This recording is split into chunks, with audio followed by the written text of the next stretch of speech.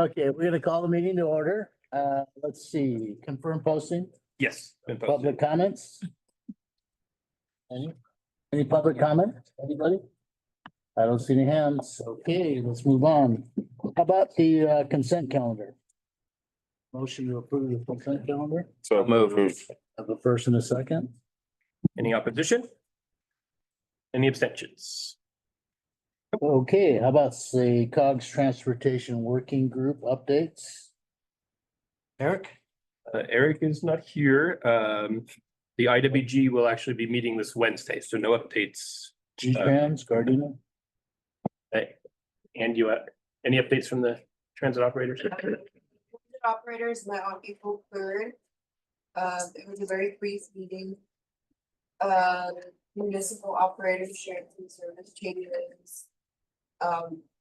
Including changes to accommodate the LAX Metro Transit Center that I'm sure maybe will be sharing. Good. Okay, how about Metro Services Council? Don, David, I think is or here. is it David? Good morning, good morning, David Mock here, Torrance Transit. I'm also Vice Chair for the South Bay Service Council. The Service Council did meet this month. We actually met on Friday, May 9th. At the meeting, we heard from different topics. With Metro, first, we received the new Metro Title VI Service and Fare Equity Policy that was presented by Joanna Lemus, our Senior Manager.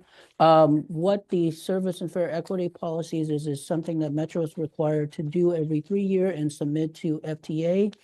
This includes as part of the Civil Rights Acts of 1964, so that no person using Metro service will be discriminated based on the grounds of race, color, or national origin. The Title VI does require Metro to also includes their complaint procedure, public participation plan, limited English proficiency plans, along with how they monitors data, report data, and evaluates their service and fare changes based on the requirements. Metro is keeping its major service change threshold as 25%. That will be considered for any public hearings. They will also keep their existing disparate impact policy for evaluating impact to minority riders if there's a 5% plus or minus in their service changes.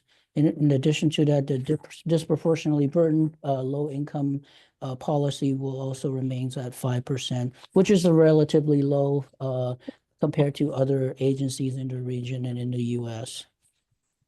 In addition to that, Metro also provided updates on their station's experience for their quarter, and they provided that they have installed new fare gates at Firestone and Lake A-Line stations. They've seen a lot of support and a lot of good things out of the new taller fare gates at these Metro Rail stations. Valid entries have jumped over 188% at the Firestone station. A lot of people have now joined the Life Low Income Fare is Easy program. That's jumped 250%. The purpose of this is to reduce fare evasions at major Metro rail stations. They've increased in compliance of fare payments up to 225%, and they are planning to install more taller fare gates this month and in the next quarter at Pershing Square, 7th Street Metro Center, and among other Metro stations. Metro also provided an update on their Throne restroom, which is the safe and free restroom expansions. The board has approved to deploy up to 10 new stations with these Throne restrooms, over 220,000 users across the locations. People have been receiving a lot of good comments about the Throne restrooms and its usage. Metro will continue to monitor this program as well. Lastly, Metro did provide their quarterly service report.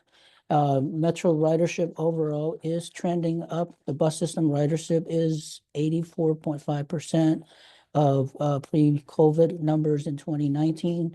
Rail system is at 65.8%, and total system-wise almost 80% pre-pandemic levels. Metro Micro for for the month is roughly 52,000 as of March of 2025, which is lower than March of 2024, and that's probably due to Metro increasing their fare from $1 to $2.50 back in April of last year. And that completes my update for the South Bay Service Council. Do you have any questions? Thank you, David. Any questions? Nope, I don't see any. Before we go on, I'm going to have Andy Seawack from Metro. He had a couple updates to give also. Okay. Thank you. Before there's a couple of slides I wanted to show about the LAX station. I guess the big news to report is that we have a date now for the opening of the Metro LAX Transit Center. It'll be on June 6th, Friday, June 6th. There is the final map there in the lower right-hand corner. But we're really excited to be unveiling this. There'll be a lot of buses will be terminating there. The bike hub, there'll be 3 levels. Of course, the people mover won't be actually active at that time. That's a LAWA project that they had, expect to open on January 8th, 2026. They've been very specific about that. But we're really excited to have this. We're curating some kind of event right now. Details of that are forthcoming. Go to the next slide, please. And so this is what the whole system will look like once it opens. The blue line in the LAX, of course, is not open until, like I said, early 26. But the K line was going to run full stop north to south, so you can get on in Redondo Beach and go on a 1-seat ride all the way up to the airport into Inglewood and terminating at Expo Crenshaw, where you can transfer to the E line and go west to Santa Monica or east into downtown. So I'm really excited about having this great north-south configuration and having the airport open up there. There will be shuttles going from the LAX Metro Transit Center to the central terminal area at LAX, running every 10 minutes from the station. So you will be able to get to the airport, just not on a train. You'll have to take a bus for the next, 7, 8 months to get there. First 7 months. Additionally, just 2 little small changes, kind of cosmetic ones. Well, not maybe cosmetic, but just slight name changes. Aviation LAX is being renamed Aviation Imperial, and the Long Beach Boulevard one will be renamed Linwood. That's on the C line there. Any questions anybody has about the new station opening or configuration? And just one more slide I wanted to share. If you could please go to the next one. I think there were just those 2 on that one. I didn't put the one. Oh, okay, sorry. Okay. I just wanted to announce that the D line, this isn't a South Bay issue, but I just thought it would be big enough to announce. The D line is going to be shutting down service on May 17th between, I think it's Welshire, I thought I said that. Sorry. Correctly. There'll be a 70-day closure on the D line from May 17th to July 25th between Wilshire, Vermont and Wilshire Western Station. So there will be buses going between those lines, but it's a really major stoppage. It's 70 days. I thought I would share it with the group. And then a final announcement I want to make is that we have a 10,000 homes project that Metro is doing. We're aiming to build 10,000 homes on Metro-owned parcels throughout the county. And we are looking to develop a site in Inglewood, right across from the Fairview Heights Station. And so we're getting public input, and that just launched a few weeks ago. We have a public survey. We're doing some meetings as well. But we're looking to develop about an acre site just north of the Fairview Heights Station, right on the borderline of the city of LA. And we're looking forward to getting comments and seeing what the community is interested in seeing there and building out our 10,000 home commitment. So those are all the updates that I have for today. So what's the purpose of the 70-day stoppage there on the B line? The 70-day stoppage is for the extension of the D lines. The D line is going to be extending all the way phase 1 to La Cienega and Wilshire. So they're closing this down to get the subway, to do all the subway work so that the alignment all the way west to La Cienega can happen. So that's why they're closing down, just for the purpose of opening up phase 1. Thanks. Yeah. Other questions? None? Thank you. You got it, it's David. We can go to Caltrans next. So is that Sergio or David? Sergio, it should be. I think Sergio. Sergio, you on? Good morning, COG members. How are you all? Hope everybody had a nice weekend. Just a quick update here from me. We are here at the district. We had to put a pause on our 2026 PIDs. These are our shop nominated projects. We had to put a pause on them just because of some budget issues, but we'll be resuming and finalizing them from July 1st to August 15th. So we'll have a better look at what our 2026 shop portfolio projects will be. Outside of that, just this upcoming month is the May CTC next Thursday and Friday. Thereafter, the June CTC of the last 3 weeks of third week of June. Other than that, no updates from my end. I'll be providing with the COG actually with our quarterly updates at our next Transportation Committee meeting. But other than that, nothing else from me. Thank you. How about this big one? Presentation of the Metro 25-26 budget. Yep, we've got Scott with Metro joining us online.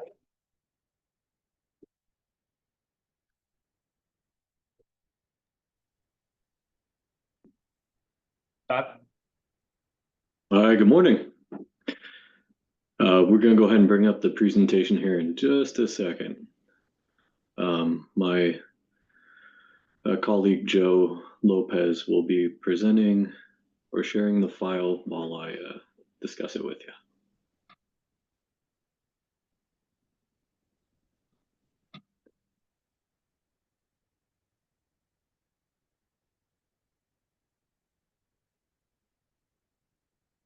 Give us 1 second to pull it up.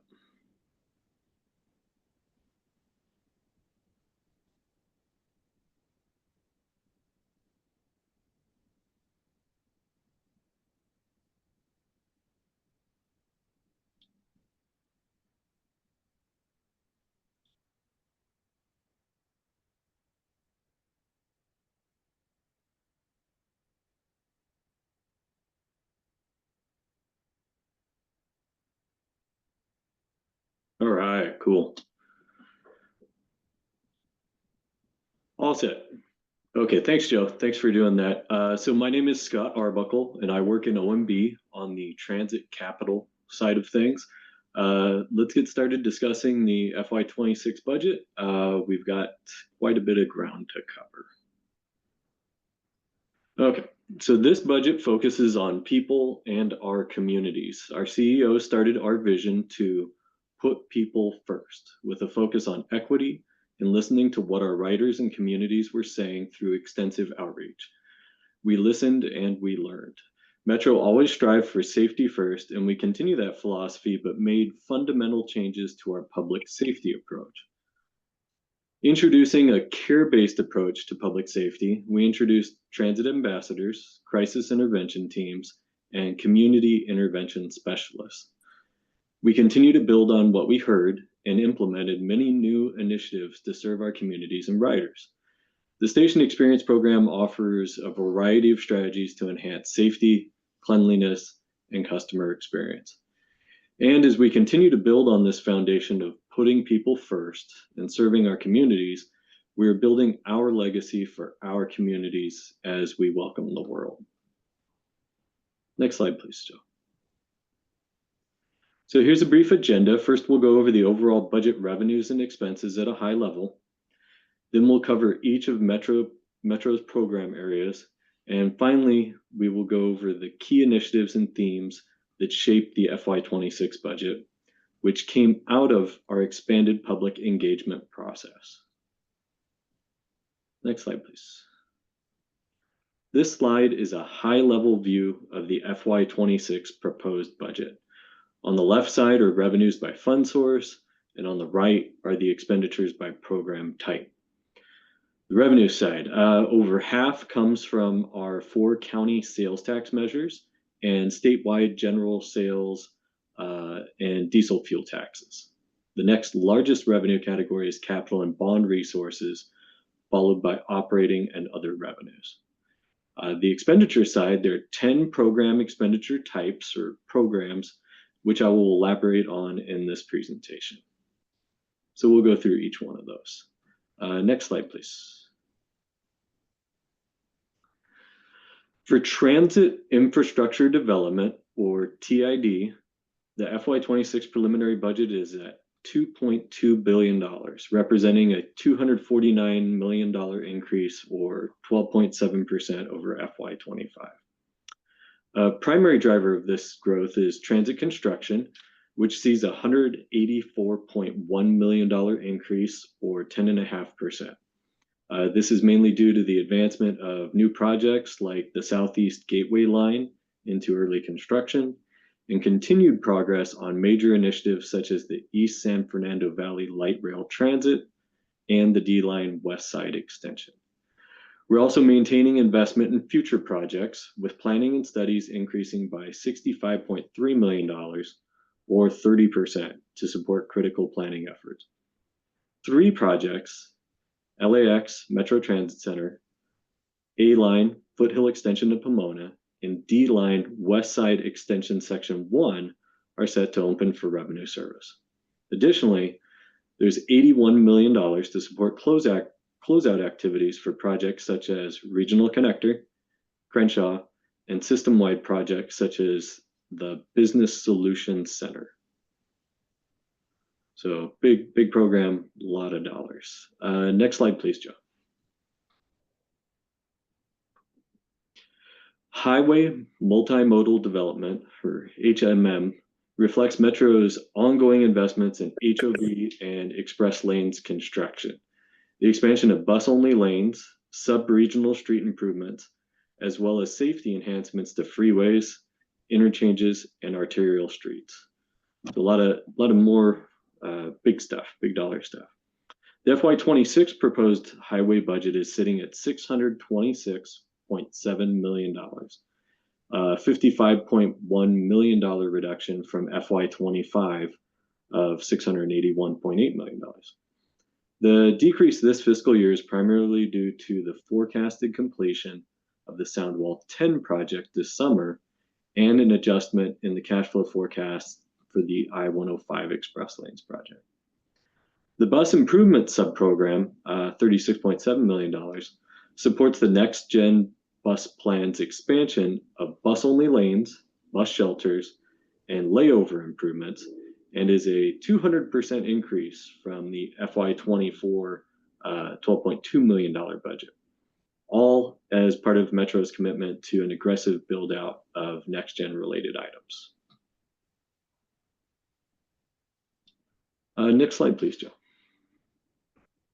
All right, regional rail.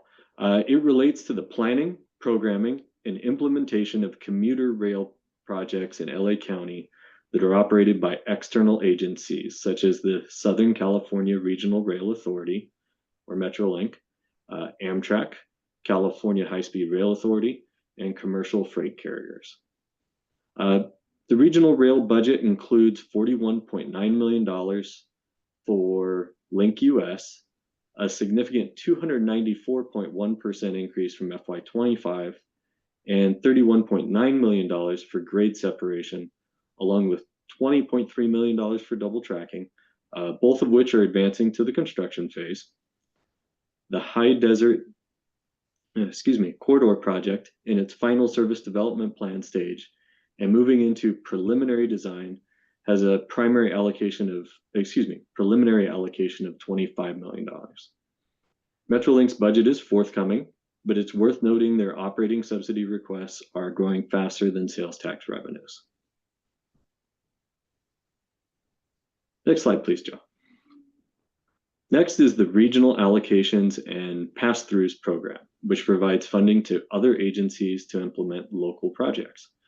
For FY26, this budget program is estimated at $1.8 billion, 12.7% decrease from FY25. This is primarily due to a decrease in projected sales tax revenues, which drive the 2 largest sub-programs, local agency programs and regional transit. Thus, the budgets of these 2 sub-programs are expected to decline by 8.3% and 5.5% respectively. Local agency programs include population-based allocations through local returns, TDA Article 3, Bike and Pedestrian, and Article 8, Unmet Transit Needs. While the transit fund allocations under regional transit are decreasing, the access services budget under this sub-program is estimated to increase by 7.5%. Final budget approval for these two sub-programs will be in June. Major projects saw a significant 65.7% decrease due to project completion primarily. Other local programs, Call for Projects, ATP and TOC, and regional federal grants like JARC, New Freedom, and Section 5310 grants are estimated to decrease by 6.6% and 8.4% respectively. Finally, the LIFE program under Fair Assistance is estimated to increase by 6.1%. Next slide, please. The General Planning and Programming, or GPP budget, supports a wide range of activities to improve regional mobility, encourage sustainability, and provide regional long-range financial planning and grants management.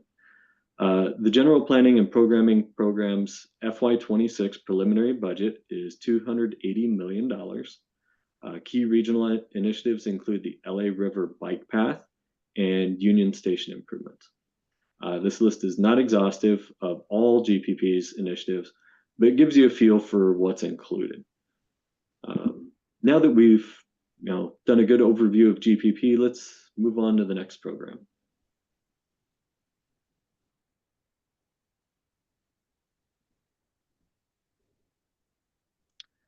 The Oversight, Administration, and Debt Service Program includes the administrative and debt efforts required to keep the agency moving forward. The budget for O&A is $101.7 million, and the budget for the debt program is $481.8 million. The FY26 Oversight and Administration budget is $101.7 million, representing 1.1% of the agency's total annual budget. Year over year, the annual budget increased $11.6 million, or approximately 12.8%. The program consists of three categories: recurring activities. These are legally required oversight and support functions for the agency, such as legal services, ethics compliance, and financial and compliance audits. The budget for this is $65.2 million, a year-over-year increase of $3.1 million, or approximately 5%. Valuing the workforce consists of systems, license costs, and funding for Metro Transportation School, SEED, and Metro Training and Innovation Center, the MTIC. The budget is $25.3 million, year-over-year increase of $2 million, or approximately 8.6%. Customer experience focuses on delivering transportation services for LA's key journeys. The budget is $11.3 million, an increase of approximately $6.4 million, or 133%. The main driver of the increase in the new customer, the main driver of the increase is the new customer service enhancement plan.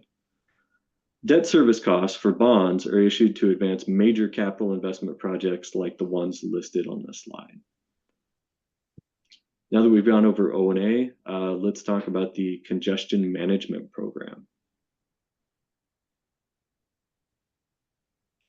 The congestion management program includes express lanes, freeway service patrol, motorist, and rideshare services. The FY26 budget of $129.9 million reflects a 4% or $5.3 million increase from the prior year.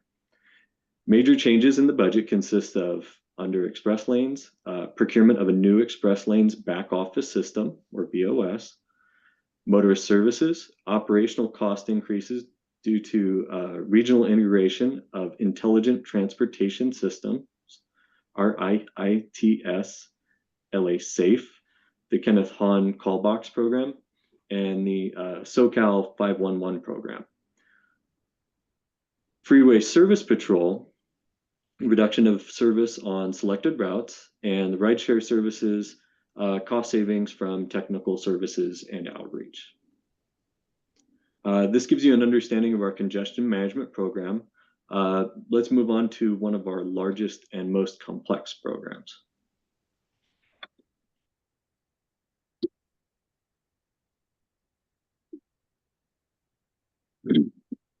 Okay, let's take a look at the transit operations and maintenance budget. Another big program behind TID at 2.2 billion. Transit O&M is another heavy hitter in our budget. The budget is 2.9 billion. It reflects a 6% increase over the FY25 budget. Bus expenses total 1.9 billion.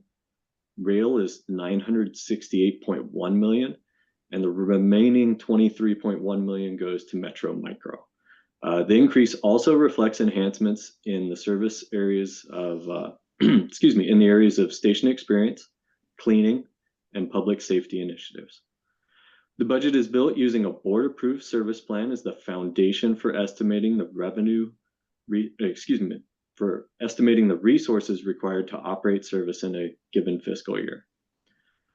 Some of the highlights include bus service, 7.13 million revenue service hours, and we will continue to advance next-gen initiatives, concentrating on speed improvement, frequency management, bus priority lanes, and transit signal priority. Rail will see a significant system expansion, 17% increase in service, including the A-line extension to Pomona and the D-line Section 1 extension, adding 7 new stations to the network. Riders will also see improved train frequencies on C, K lines, as well as B and D lines, meaning less waiting and more convenience. Metro Micro is transitioning to a new business model with updated operations and software contracts. The FY26 proposed budget includes about $23 million, a reduction of $19 million. This new approach improves operational control and financial sustainability while maintaining the current service area that riders rely on. Next slide, please, Joe. The CEO established the Station Experience Program, which brings safety and cleanliness enhancements to new and existing stations. Let's go ahead and outline Metro's key initiatives for enhancing the station experience and safety in FY26. Metro is continuing to invest in several core areas. We're expanding the investments in the fare gate upgrades and enhancing CCTV systems for improved security. A system-wide lighting retrofit is underway to enhance visibility and safety across all stations. A key focus is on safe, clean restrooms. We're expanding ADA accessible throne bathrooms, adding 5 units every 3 months with a goal of 50 by summer of 2026 and 64 by early 2027. These locations will be clearly marked on Go Metro maps. To improve reliability, we're undertaking modernization and replacements of elevators and escalators throughout the system. Newer elevators are being reprogrammed for open door cleanliness, and attendants will be deployed to monitor and assist passengers. We're also installing taller fare gates, starting with LAX Metro Transit Center and expanding to 21 stations during FY26, all in an effort to reduce fare evasion. Finally, we're extending the weapons detection system pilot program for another 12 months. This AI-powered concealed weapons detection will be deployed in high-traffic stations and buses to enhance security without disrupting passenger flow.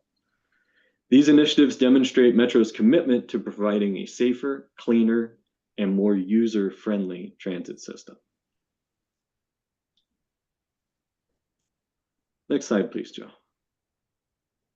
For enhancing customer experience, we've got quite a few initiatives as well. We've got a multi-layered public safety initiative, which adds 46 TSOs to support the opening of D-line subway extension sections 1, 2, and A-line to Pomona. 1 and 2 and A-line to Pomona. Increased budget for homeless outreach services. resources for the TCPSD Crisis Intervention Program startup, and additional funding support for transit ambassadors to improve safety. Then we have our fare programs. We're dedicated to making Metro more accessible and affordable for everyone through a range of impactful fare programs. One example is GoPass. Our GoPass program provides free fares for K to 14 students, investing in the next generation of transit riders. Another is the Life program. The Life program offers 20 free trips every month to eligible residents, ensuring essential transportation needs are met. And there is UPass. Through UPass, we provide free transit passes to college students, supporting their educational journeys and promoting sustainable transportation. Finally, Metro understands that providing a clean and comfortable environment is essential for our riders. We're significantly investing in cleanliness across our system. For buses, we now have daily cleaning at 4 key terminals, 7 days a week, ensuring a cleaner bus fleet. And for rail, our rail lines receive daily division-wide cleaning, along with thorough end-of-line cleaning across 3 shifts, 7 days a week. New to FY26 is midline cleaning, where trains will be cleaned while in service. Next slide, please, Joe. So the capital improvement program reflects the annual cash flow required to maintain transit infrastructure. The budget is $608.8 million, 5.3% increase from FY25. The bus side of this is approximately $176.4 million. $35 million of this budget will be dedicated to the procurement of zero-emission buses, and $57.2 million will accompany the zero-emission buses infrastructure. Rail is $253.4 million, $181.2 million of which will support new rail vehicle purchases and existing rail vehicle refurbishments. Other asset improvements are $179 million. This includes upgrades and various technology improvements to enhance the customer's experience. Next slide, please, Joe. Now we will cover Metro's FY26 budget outreach. The My Metro budget activity received the Voice of the People Award by the International City County Management Association in recognition of using the data-driven decision-making in the budget development process. The activity remains open from October 2024 to the end of May 2025, so the end of this month. Participation increased by over 2,200 respondents from FY25 for over 6,400 responses with 4,200 unique written comments. That's a lot of comments. Some highlights of the respondents include 50% of the respondents residing in an EFC, equity-focused community, 44% had an income of less than $25,000, 39% are Hispanic, and 72% ride either bus or rail 1 or more day per week. A summary of the outreach is seen here on the right. We hosted one telephone town hall on February 4th, 2025 for the FY26 budget, and there were over 2,100 listeners, including 121 in Spanish. New this year was a post on the CBO Database Opportunity Center, and a notice of the opportunity for CBOs to help spread the word was sent to the 392 CBOs in the database. We leveraged Facebook, Instagram, X, LinkedIn, and Nextdoor for social media with a variety of paid and organic promotion. Finally, the notice for the public hearing was published in 20 newsprint agencies, and we held 25 stakeholder meetings. So extensive outreach. Next slide, please, Joe. The key themes we heard across the budget outreach was clear. The riders, the public, and the stakeholders mentioned safety and security, service frequency and reliability, and cleanliness of the system. To address the topics, first, for safety and security, there's a total budget of $392.5 million, a 13.3 million or 2% increase from FY25 to support our multi-layered public safety resource deployment that includes transit ambassadors, community intervention specialists, and the transition to Metro's Transit Community Public Safety Department. Second, for service frequency and reliability, Metro is increasing its operations and maintenance budget by $157.6 million, or 6%, for a total of approximately $2.9 billion. This will enable Metro to maintain existing next-gen service levels while also building towards expanding the next-gen speed and reliability initiatives. Additionally, there will be improved rail service frequencies across all lines. Finally, for cleanliness, the budget totals $316.2 million for FY26, reflecting a $36.6 million or 13% increase from FY25. This includes $10 million for station experience and supports 34 new custodial staff and 86 new service attendants. So significant continued investments as a function of responses from our riders and stakeholders. Next slide, please, Joe.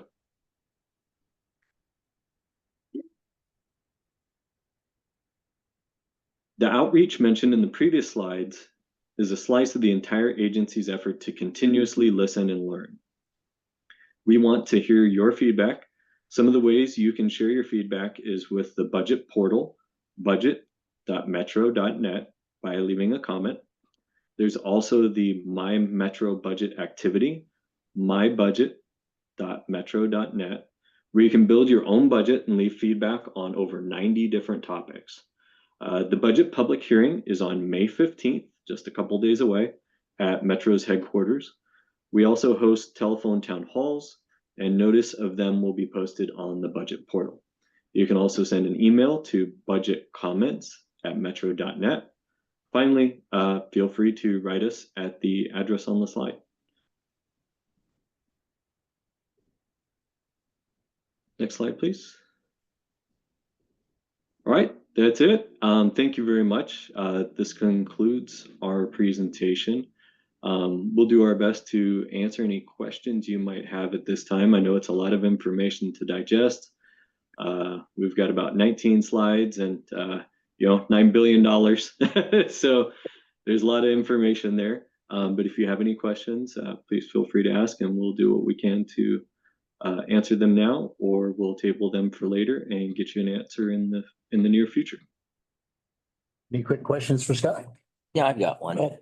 So, yeah, this goes back to the safe, clean restrooms. And you said you're gonna implement 50 by 2026. I'm just kind of curious, where are those going to be? I mean, I'm hoping they just don't show up on a corner in my city and we didn't know it's coming, right? So how's that? Do you have an idea where those are gonna be and whatnot? So I'm not sure on the exact location selection process, but I'm highly confident it's a function of collaboration with cities and, probably coordinated with station locations extensively. So I'm not sure on the exact process, but what I can do is I can reach out to our operations staff and get some more details for you. But they're definitely not surprises. I'm sure that there's a very detailed collaboration process that determines where they're needed most and what is most convenient for both the riders and the cities in terms of infrastructure and accessibility. Are they always on Metro property? I don't believe they necessarily are. It probably varies depending upon the location and the circumstance. So probably not a priority in a low revenue year, but we have a $20 million new transit center in Redondo Beach, and yet you cannot take a shuttle to Dodger Stadium, SoFi, Inglewood, really anywhere from that place. And it's totally underutilized. The parking lot's empty.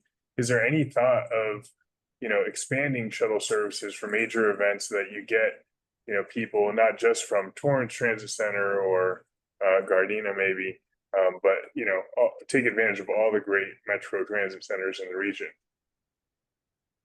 That's a great question. I know that our planning staff, the folks who look at how service is distributed, they're always continually looking at ways to connect people and connect them to high use transit areas.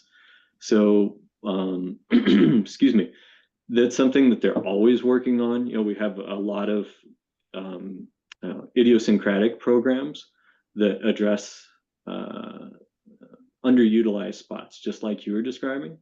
So I'm not aware of anything specifically in the works right now, but what I can do is I can go ahead and talk to our operations staff and get you a list of some of the items that we currently do.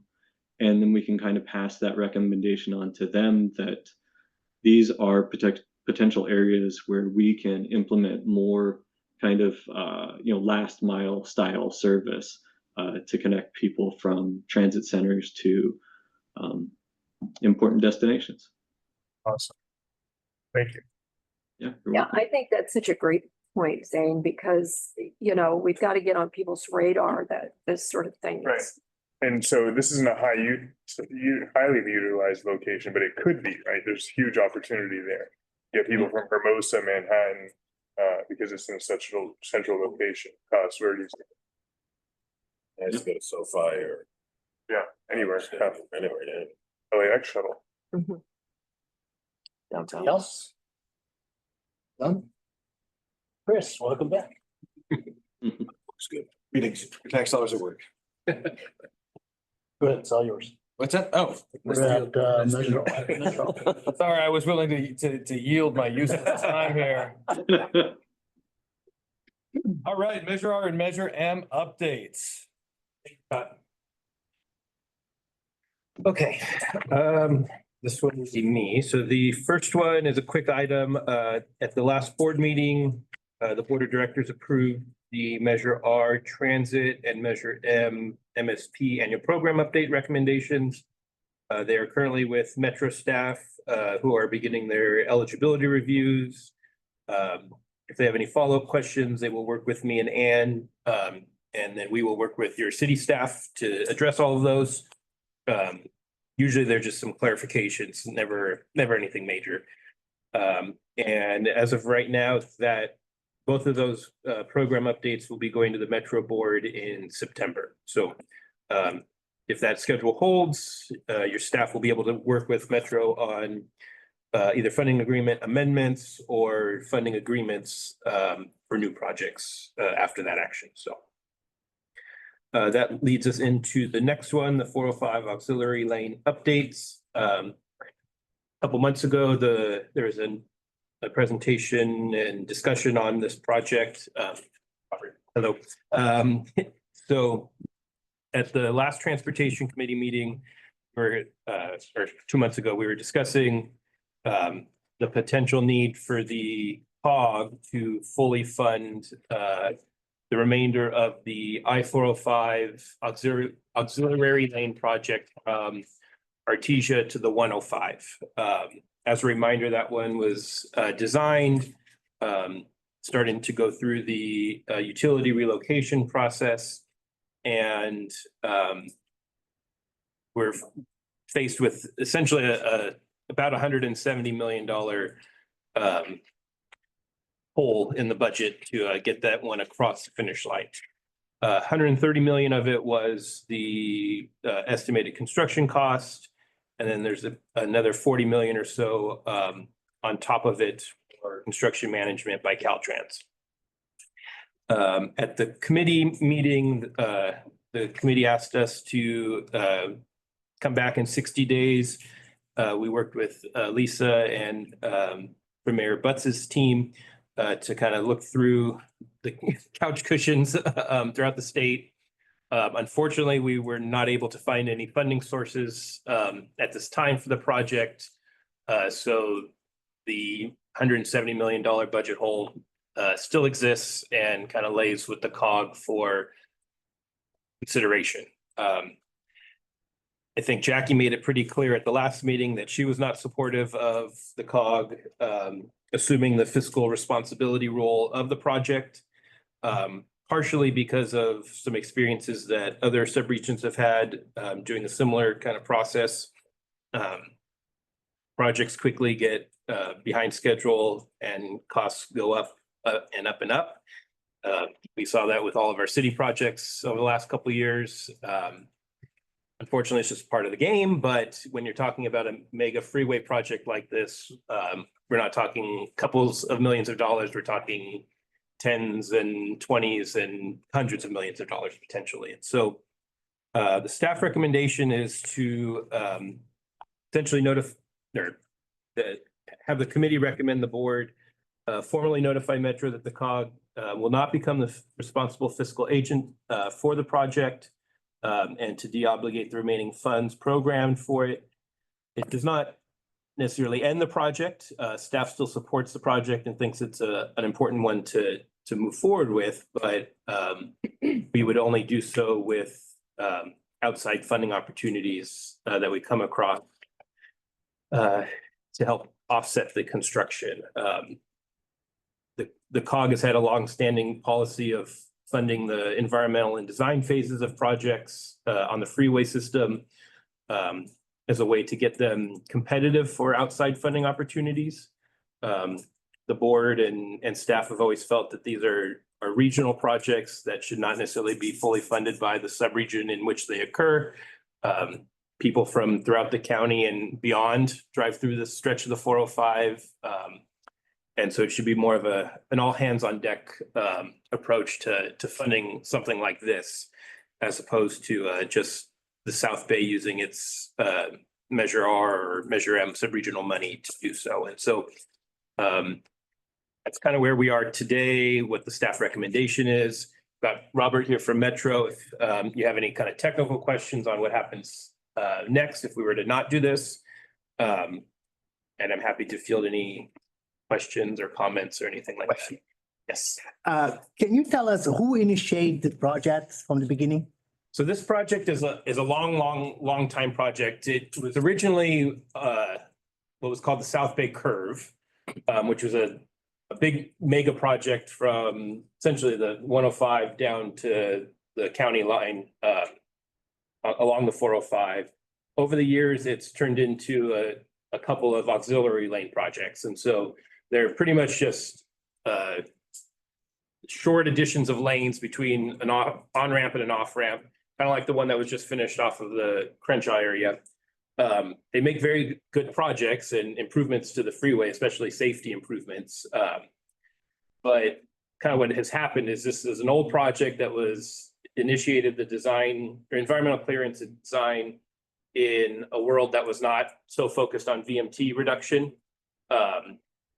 It has come to its maturity and ready to move into construction in a very VMT focused world. And it's just not a competitive project as it is today for those outside funding sources. And so I think we'd go back to the drawing board and figure out how can we kind of make this more competitive for outside funding. And I think at this time we need to inform Metro that so they can they've got consultants on board and that kind of stuff. And why not Metro doesn't take the project on his entirely? Because since 405, it's not just South Bay travel to it, right? That's a good question.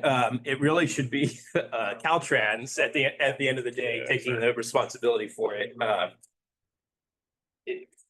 I don't want to speak for Caltrans. Maybe there's a way to kind of rethink this project and get it into their safety program of safety pipeline projects. It's not a capacity enhancing project. It is purely safety. And David? Yes. To that point, when I spoke with Caltrans director, they looked at the purpose and need. The initiation wasn't about safety. Right. So for them to take it on and reconstitute it as a safety project and run it through their thresholds, under their safety thresholds, that is the ask of Caltrans, but they don't have funding for it. It's not a safety project and it hasn't been initiated and run that way to date. Right. So The issue. we probably have to get it kind of back in the queue for it to be evaluated as a safety project. Yeah. Maybe we should do that. Yeah. So if this 17.4 million is deprogrammed, what other uses for highway money does the COG have? So that are not part of $130 million project Right. that we can't afford. So Robert, do you know off the top of your head how much of the 17 million is available anymore? I can't tell you off the top of my head. But I can follow up with those. A fraction of it has been spent already on works that's already been done. So whatever is unspent would go back to the pot and would go towards finishing or cost increases on the Measure R highway program list of projects that we have. And so we're running towards the end of that, how much money is available in Measure R. So my initial thought was that it would kind of just go back to the pot so we can keep working on the projects that are already on the books.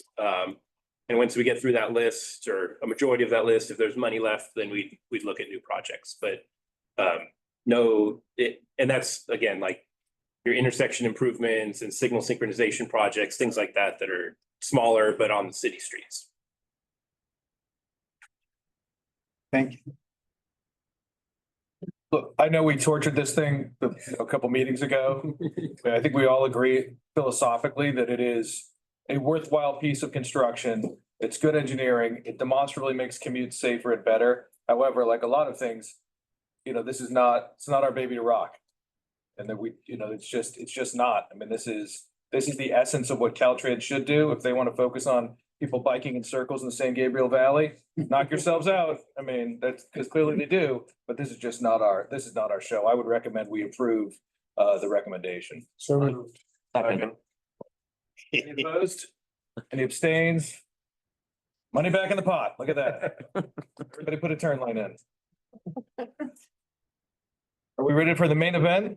I think so. Oh, all right. Everybody needs to hydrate, put their chin straps on. So I think what we'll do is I'll give a quick overview of the item on the table. We'll have the Inglewood team. Did you send me your slides? Are you going to share?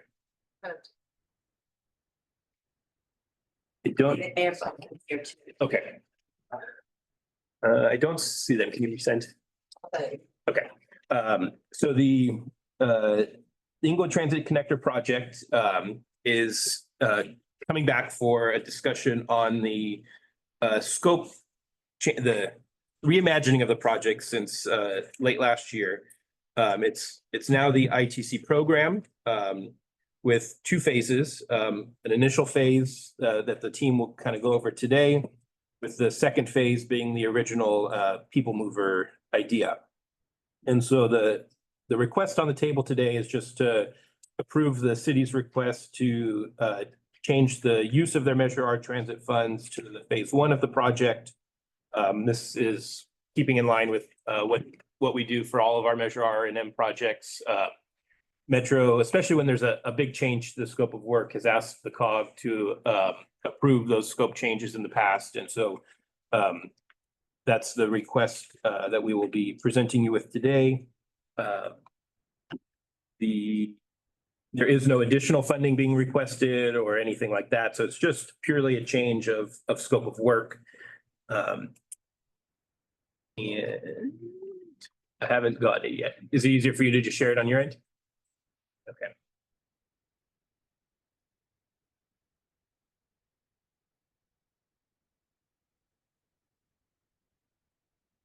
Mayor Butts, I don't know if there's anything you want to say before we. Oh, here's what I wanted to say. Basically, you guys, we've rephased the project to use the funds that we have available to create a electric bus plaza installations, one in the north end, one south of the venues on Prairie near the 105. It would include 2 multi-level parking structures, and that's it in a nutshell. And it preserves our option in the future if we receive total funding for the ITC. But in the meantime, we have a transit modality that will be ready before the Olympics in 28. That currently, yeah, thank you.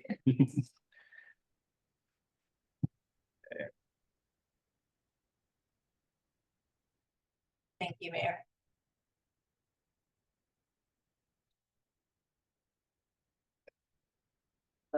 Yeah, go ahead. Sure, we can.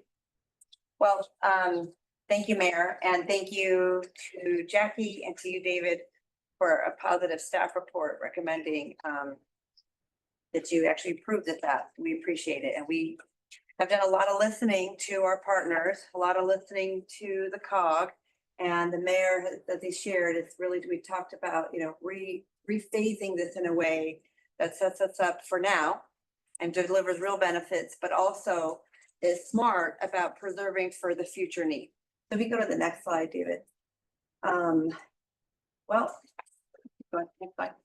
So I think we all understand we have the same issue. We have the same gap between the metro regional rail system and the city's activity centers, where not only do we have, the event centers, but job centers and housing is slated to grow. Go to the next slide, please. And we have a traffic problem. And just as you talked about, trying to get shuttles to the events, we still have the same issue. So doing nothing is a non-option. Improving mobility, but it's not just about events. It is truly about everyday life. Go to the next slide. And so we do not have to revisit what you all know and lived. We all lived together. October 24th, was when we had to take a deep breath and really figure out what can we do. And we did spend some time to evaluate alternatives. Go to the next slide, please. We looked at all of our funding sources, understanding that it really is designed to look at future years, our funding sources. When you look at 2045, look at 2078 even, that's what TRICP grants require you to do. And you look at the growth that's in the SCAG, RTP, and just that we know even in development agreements. It keeps lending itself to the same answer that you do need a high capacity system. But given where we are right now, knowing that construction, on Prairie or major corridors before the Olympics was, nothing that we want to see. And then we had our gap issues, which it's really common. And you're even seeing that in I think it's like the Gold Line. They just recently had their project come in and they were over budgeted, had to cancel that bid. So we weren't alone in that, but we did look at what the alternatives are. And we also had some conversations with our FTA partners to see how can we secure a letter of no prejudice, so that even if we're not moving on the action now, the moves that we make, how can we, if in fact in the future we proceed, because we've got to third base, which is really hard with FTA, how do we get the right proper credit and secure the local match? Go to the next slide, please, David. We looked at the busing plan, heard you, really tried to think about how we're intercepting traffic, not just from the 405, but also from the south on the 105. Looked at our opportunities for mobility hubs, as the mayor said, on both the south and the north, while also trying to activate Market Street. Next slide. And be ready for the Olympics, doing it with a way that also re-engages Market Street. That was always a goal, but it was one that people had anxiety about, because if there was going to be major construction on Market Street, what was going to happen to those small businesses that were trying to hang on? So go to the next slide. So what are we talking about? Spent a lot of time. Actually, we want to appreciate Torrance, because really spent some time looking at their Torrance Transit Center. Love to come and see your transit center as well. Understand what the key aspects of what is in a premier transit center that then also preserves for an APM in the future, and look at all the transit amenities. Go to the next slide. Trying to be fast, because there's a lot of slides here. Really, we're committed to engagement. We will continue engagement. We had a conversation actually with your office recently about all the businesses along and just, owners of property along La Brea Hawthorne. We're committed to engaging not with the city of Inglewood residents, but with the COG partners, with our Hawthorne partner city, and making sure that we think about the right iteration of bringing on bus only lanes, so that we do it to activate the most amount of shuttles and attractive ridership, but also do it in a way that minimizes impact to any businesses along the way. Go to the next slide. So what are we talking about? Again, this is the routing. This is not to be something that we can't talk about expanding at a later date, so we got to make sure we got this part handled, and then we can talk about what event bus only lanes look like on La Brea and Hawthorne. Doing this though with also enhancing the existing intelligent transportation system. We do have a pretty robust ITS system, And thank you in large part to COG's support of that, but doing it at another level, thinking about AI software as well. Next slide, please. So first station, Mayor talked about, is the same exact station that we would have. The mobility hub would be where we have the first station for the APM, a pedestrian bridge. We always had these amenities there. Rotaries for buses, parking. This is now a parking structure, not a surface lot. Pickup and drop off for Uber and Lyft. And again, that a great pedestrian connection across to the metro over Florence. And we want to make sure we enhance the front door along Market Street as well. Opportunities for kiosks, maybe some supporting retail. Next slide, please. Can I ask a question? Sure. By rotary, do you mean like Boston style rotary? When you say Well, bus like rotary or bus a drive-in, rotary, drive-out? A Okay, drive-in, Yeah, drive-out, yeah, just not- like Torrance actually has. not Big Bed Parliament. No, Okay, yeah. sure. And again, looked at the kind of amenities and really want to think through about background traffic and how to rationalize what's going on with Uber and Lyft, dropping off all over the city and trying to get them to come to the downtown area. Next slide. And then doing it in a way where the footprints are such that a people mover, and it might be not the same technology that was bid on. I know we had Woojin out of Korea that was the bidder partner of Plenary, but their charge, and we did do a contract with them, is to do the preservation plan to really make sure, is that even the right technology if we're trying to future-proof it? Automated busing might be a better system. And so when we think through their maintenance facility needs, their power supply needs, the emerging technologies for future, what would that look like? And so just making sure that we come up with a site plan that allows for that once the city really does grow, where our SCAG RTP and our 5 million plus square feet at Hollywood Park, that's the kind of stuff that's being contemplated in the future. So we want to make sure we're ready to level up. Go to the next slide. So this is the kind of looking at emerging technologies, understanding the footprint of a maintenance facility, the power supply needs, and then understanding, do we have the right, number of stations? We had 3 stations before. Do we really need 3 stations? Could we do it with 2 stations instead? So we have the right preservation opportunity. And then as we think through, as developers are coming in to develop up and down the corridor, making sure that we have the right setbacks, making sure balconies, for example, are not protruding in an area that could cause fire, life safety issues. So the right preservation of the city all the while. Next slide. At the southern end of Market Street, the city does own land already. It is a bus plaza right now. Metro uses it. So how we could go vertical to bring in parking and keep the ground floor still being activated for buses and shuttles, so we can have intercept points and really activate the southern end of Market Street as well. And people might walk. They may not take a shuttle. They may walk to the stadium and to the venue. They do it now. So we're really going to improve the streetscape and pedestrian improvement as well. So the next slide. The mayor talked about intercepting near the 105.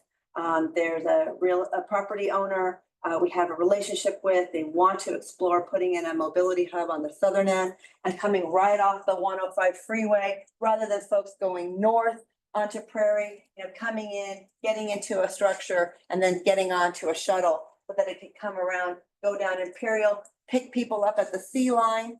And next slide. There are folks already using this as park and ride.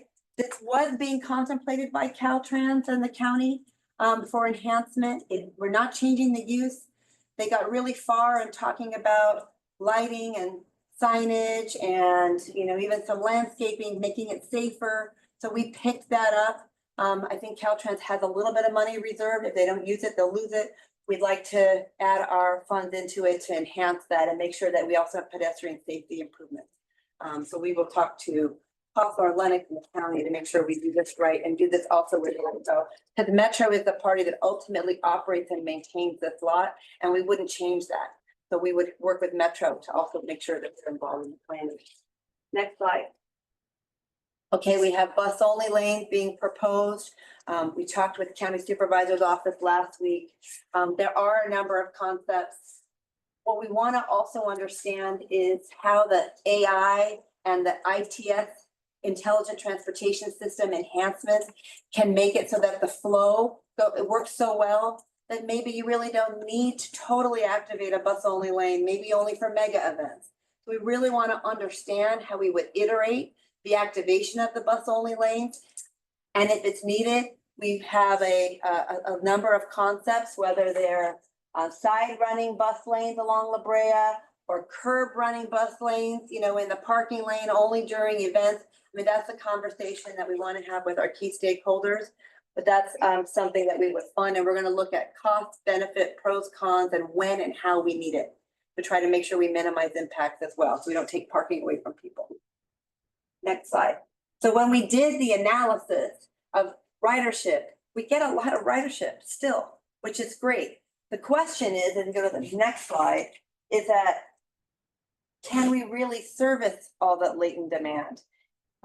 Is that the right, we need to understand how many buses do we actually need on the road? We don't want buses to be stuck in traffic. And so the next phase of this analysis is really working very hard to tailor the busing operations plan. So we get the most amount of people out of the cars, but we don't have buses stuck in traffic, and we can actually afford that. And obviously we would figure out how to price it ourselves. We're not asking for COG funds for operations. Next slide. The other last piece of it is we were asked to look at existing non-event day circulation systems. The city has a program called I-Line. They run a trolley. We want to look at how we can enhance that. And the city has an I-Ride program where they work with micro-mobility shuttles for employees that live in Inglewood, Hawthorne, and Lenox, but they actually work at LAX. So we're looking at how to improve our circulation system. So this is not just about event dates, but it's about a holistic approach. We can go through this fast. This, you know, streetscape improvements would be allowed. I mean, what would be our envision? It would be implemented before the Olympics for Market Street. Next slide. We're working with our tenant and facade improvements. Carly is administering it with the city as well. We do have some businesses that need to be relocated. So we're having real live active conversations with those businesses that need relocation, and how can we put them in vacant areas on Market Street and then enhance the tenant and facade with the funds that we have additionally. And lastly, we have a TOD plan that would, again, not only help us think about the preservation goals for a long-range transportation plan, but how we can streamline the processing and permitting for folks to really activate, you know, the redevelopment of Market Street to make it that they're there. And we have a lot of good conversation with property owners right now. Last slide. Housing is, again, we can talk about our work with the county, still in continual discussions on the climate resilience district, and that might be necessary again as a backstop measure when we ever want to pursue that. So here we are. I tried to be quick. I'm happy to answer questions, but the city council unanimously approved the authorization of the contract with Plenary and EIP, that's the BFOM developer. We are going this week to the California Transportation Commission. We worked with CalSTA to reallocate our TRACP funds. They have a recommendation to support, so if that vote happens this week, and we're here before you, I'm asking for your approval for this action. So, Mr. Chair, I got a comment or a question and a comment. So in the staff report, it was noted, you know, Safe Streets for All applications are due by June 26th. And when we heard from USDOT Director of Intergovernmental Affairs a couple of weeks ago, you know, they stressed the need for safe street planning grants in that planning arena. So I'm thinking that's maybe a perfect opportunity to pursue some federal funds. And then I just give kudos to Mayor Butts and the Inglewood team. You know, I think you mentioned you heard us, heard the stakeholders, got the input, and I would say spot on. I appreciate it. Thank you. Through the chair. Wait, there was a question and a comment. What's the question? That was the question on the safe streets. Oh, very well. Safe Streets, we'll look into that grant. Yep, that'd be great. It was like the Baghdad question. It's phrased as a praise. Alex. Thank you. Thank you for the presentation.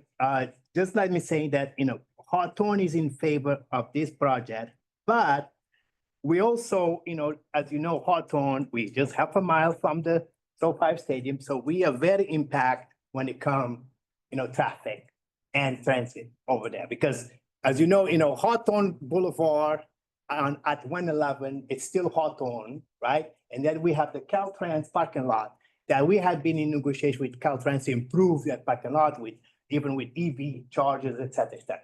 So, and also Prairie, right there on Imperial and 105 is basically one side is Inglewood, one side is Hawthorne. So we, as a Hawthorne, we have designed an extension of what Inglewood is proposing.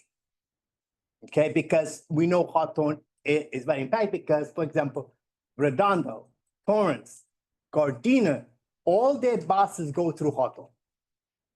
Come from, Crenshaw to El Segundo to Prairie, or they come on Hawthorne Boulevard, or they come out of the freeway and get on in our city. So we have to accommodate our city and not be circumcised and leave Hawthorne side. So I'm going to give the floor to Selena and DJ to speak a little bit of what Hawthorne is thinking about. Thank you. Hi, everyone. So my name is Selena Kuna. I'm the Public Manager with the City of Hawthorne. I'm here with DJ Tirado today. And we were recently contacted regarding this project. And on April 29th, we did release a letter titled Collaboration with the City of Hawthorne and the City of Inglewood for the Phase 1 development of the Inglewood Transit Connector project. So as Alex mentioned, with the scope of work, there is a proposed transit hub that will be located in Hawthorne. That's on 111th and Hawthorne Boulevard. And we want to be part of the solution by offering our parking resources that are available in the city. We have a few, and we want to work together with you guys to make that extension of the dedicated bus lanes. I have DJ Tirado who can explain a little bit more about our. Yeah, so the current scope of work modification proposal from the City of Inglewood, ITC currently doesn't consider traffic impact to the City of Hawthorne. Additionally, the proposal excludes the City of Hawthorne by redirecting and recirculating traffic around the city, neglecting connections and mobility for visitors and residents coming from Hawthorne and the remaining South Bay region. In anticipation for the 2028 Olympics, the city is currently applying for the Safeties for All implementation grant to install dedicated bus lanes on Hawthorne Boulevard from Rosecrans Avenue to 111th Street. And the City of Hawthorne would like the board and the City of Inglewood to consider Hawthorne's proposal to collaborate together to enhance a high-quality transportation infrastructure to connect the City of Inglewood's events and regional rail system while supporting long-term growth for both cities. Okay, so. Thank you. So that's so noted, and I really appreciate your interest. Thank you very much. Thank you, Mayor Bud. All right. See? Hermosa Beach. Thank you, sir. You mentioned impacting several businesses. How many businesses are we talking about? And For the first, maybe we can go to the very first station. The very first mobility hub at Florence and Market. There are 23. We're going to be still acquiring the real estate, and there's 23 local businesses that we're working to relocate. okay, so that's the business. 23. 23 for the phase one Yes. project. Okay. And we've had a lot of contact with them to date, understanding their relocation needs and timing. And are they all Homes for them that would be really appropriate, like in the near area. okay? And so this can't happen without those 23 businesses. We would have, this whole site is part of the program. And, we're talking with all 23 businesses to relocate them. Okay. But the answer is yes. We're going to take that whole site. Yeah. Question, just so I understand the dollars at play here. So, and sort of sequencing from the Sentinel Grade Separation Project to the People Mover to here. So how does this phase one impact the overall dollars that you were looking for before? And thank you. Okay, so right now, we're working on again, we know the land acquisition that we have to take, and then Carly, can please help me out here. We know the land acquisition, and we have to re-up all those appraisals. Right. So that is a large chunk. Then we have, and we have to right size the parking facilities. And we're right now embarking on a parking demand analysis to make sure we don't oversize or undersize or cause traffic impact in anyone's, surrounding city. So we're looking at that right now. And the costs for the bus only lane infrastructure. So it's a combination of your parking structures, your mobility hub, your ITS improvements. There's some, technology improvements, and then we'll do a refresh cost estimate. But we understand the funds that we've secured to date, and we don't believe we're not here asking for any additional funds. We're just looking to utilize the funds that we have to be able to activate this whole program in by the Olympics. And we're also exploring whether or not we need to lease shuttles or buy a fleet. So it's a combination of, what all that. So the ask is for the 250 and the 108. Well, right now the ask today is for the 250 to be reallocated to this project. You already have it, right? Yeah, maybe we could just. Well, allocated. Reallocated. No, I got that. We allocated with project development benchmarks, Right. which is Right. the elephant in the parking lot, right? Yeah. Not quite in the room of. That's the measure. M. That's measure M. Is there, but the entire soup makes up some of the benchmarking piece. My question would be, are there benchmarks to this?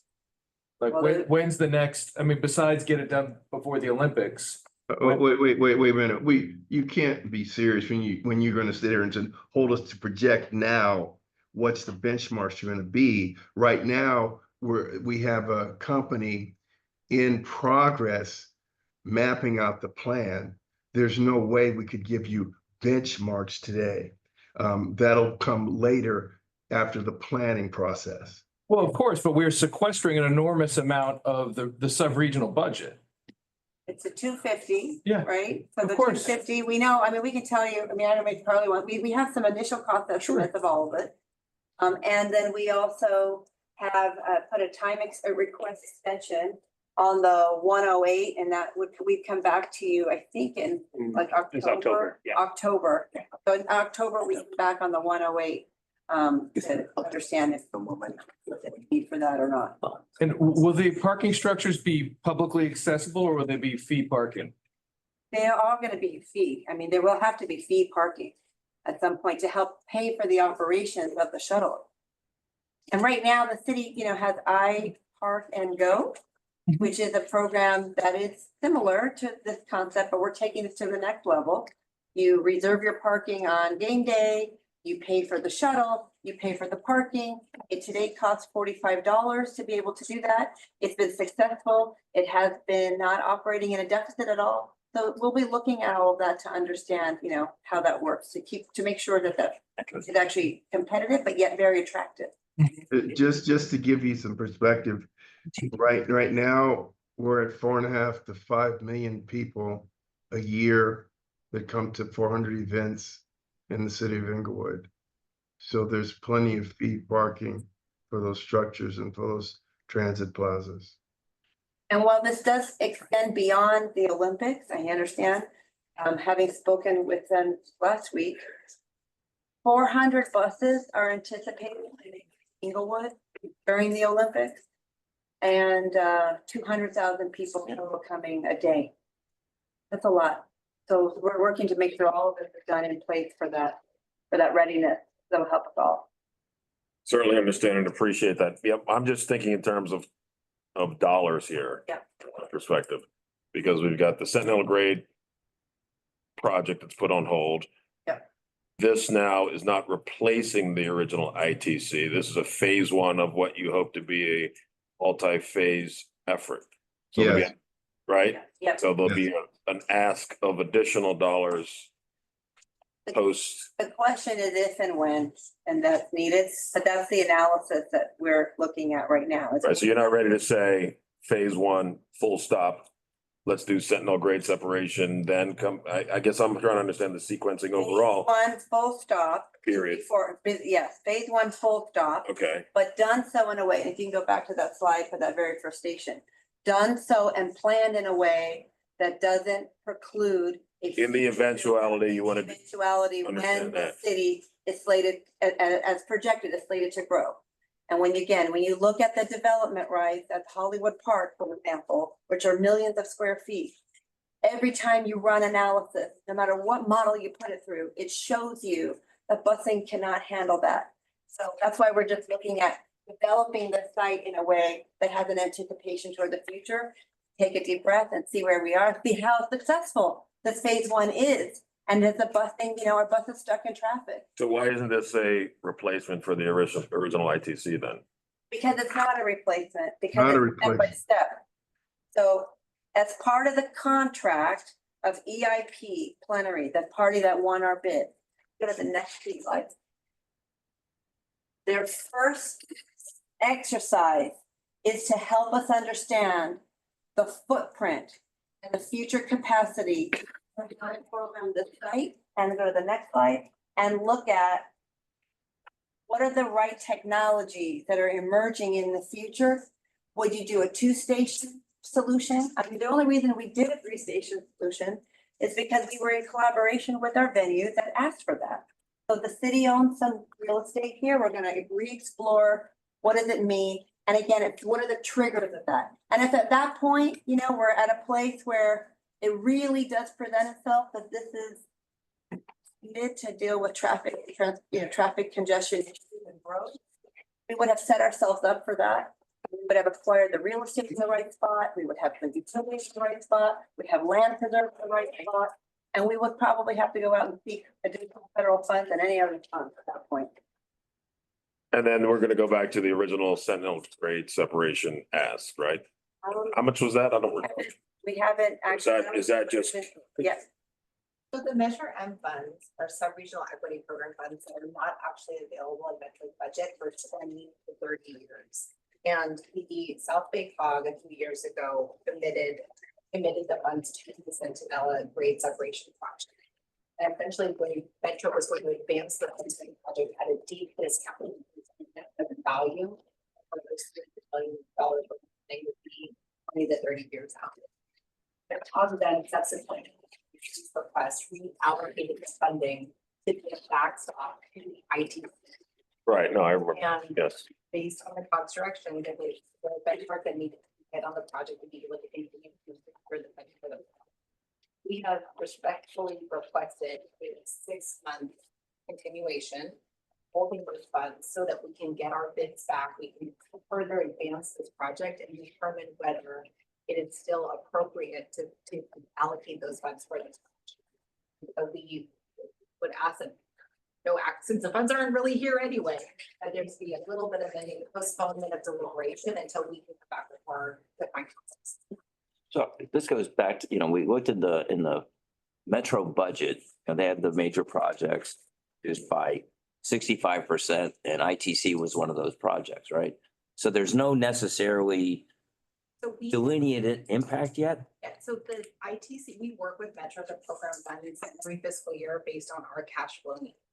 And so Metro continues to collaborate with us to make sure that we have the right cash flow for every quarter that we need to draw down, measure our payment. Okay. We're totally. Okay. 108 million is still envisioned as a backstop, though, not project money. Correct. It's there's a backstop to justify. Correct. Got it. But we're just gonna finish our homework. Yep. See what the man says. We'll be back to you guys. And this doesn't, the bus lanes, do they require any lane widening? Are they gonna have to fight with the venues on this? If you go to the next, I have a slide on bus lane. We started an analysis with AECom to look at different configurations. Sorry, go back one.